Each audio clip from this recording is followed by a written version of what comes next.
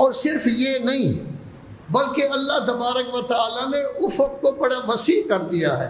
جیسے میں نے پہلے بھی ذکر کیا تھا، اتنا وسیع کر دیا ہے کہ کبھی جس کو اپنے ساتھ ملانا ہے اس میں یہ نہ دیکھے کہ یہ اللہ کا بھی قائل ہے، رسالت کا بھی قائل ہے، امامت کا بھی قائل ہے، اہل بیت کے ساتھ محبت بھی کرتا ہے، نماز بھی پڑھتا ہے، روزے بھی رکھتا ہے، زکوٰۃ بھی دیتا ہے، خمس بھی دیتا ہے، ماتم بھی کرتا ہے، مجالس پڑھتا بھی ہے، مجالس میں شرکت بھی کرتا ہے. نہیں، اگر کوئی اللہ اور رسول و قرآن کو مانتا ہے اور ان چیزوں کو مانتا ہے، اہل بیت کا مخالف نہیں، اس کی بھی عزت کریں. اگر کوئی اہل بیت کو نہیں مانتا، رسالت تک مانتا ہے، تب بھی اس کی عزت کریں. کم از کم 2 چیزیں تو مانتا ہے نا، اللہ کو بھی مان رہا ہے، رسول اللہ کو بھی مان رہا ہے. اور اگر وہ رسول اللہ کو بھی نہیں مانتا، فقط اللہ کو مانتا ہے، اصل تو اللہ ہے. رسولوں کو تو اللہ نے بھیجا ہے. آدم کو نبی اللہ نے بنایا تھا، نوح کو نبی اللہ نے بنایا تھا. رسالت مآب صلی اللہ علیہ وآلہ وسلم کو انبیاء کا سردار اللہ نے بنایا ہے. تو لوگوں کو زیادہ سے زیادہ اپنی اجتماعیت میں لے جائیں، لوگوں کو زیادہ سے زیادہ جمع کریں. اگر وہ آپ کے نبی کو نہیں مانتا تو حضرت عیسیٰ کو تو مانتا ہے، حضرت موسیٰ کو مانتا ہے، ابراہیم کو مانتا ہے، دوسرے انبیاء کو مانتا ہے، تب بھی ان سے اچھا ہے جو اللہ کو نہیں مانتے. تو اللہ کے ماننے والے وہ سب اکٹھے ہو جائیں. اس میں یہودی بھی آ جائیں گے، اس میں مسیحی بھی آ جائیں گے، اس میں مسلمان بھی آ جائیں گے، اس میں حتیٰ کہ سکھ بھی آ جائیں گے، وہ توحید کے قائل ہیں، بدھ مت والے بھی توحید کے قائل ہیں.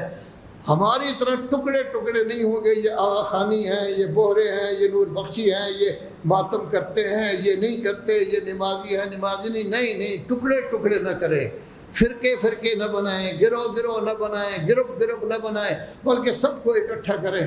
آپ کے لیے بہت اچھا ہے کہ اللہ کو بھی مانتے ہیں، رسول اللہ کو بھی مانتے ہیں، قرآن کو بھی مانتے ہیں، اہل بیت کو بھی مانتے ہیں. تو آپ میں تو اشتراک بہت زیادہ ہے.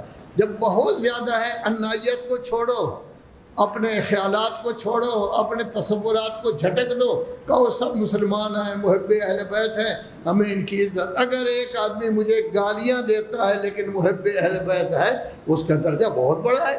میں کوئی ایسے شخص نہیں ہوں کہ مجھے گالیاں نہ دے. ایسی بات دی جا سکتی ہے، گالیاں عیب ہر شخص میں ہوتے ہیں. لیکن اگر کوئی شخص آپ کے سامنے، میرے سامنے جھکتا ہے، اہل بیت کو نہیں مانتا، تو اس کی تو کوئی ویلیو نہیں ہے. اصل تو یہی شخصیتیں ہیں. لیکن اللہ کہتا ہے نہیں، جو مجھے مانتا ہے اس کو بھی ساتھ میں لاؤ. باقی وہ نہیں بھی مانتا، رسول اللہ کو، قرآن کو نہیں مانتا، تب بھی اس کو ساتھ میں لاؤ.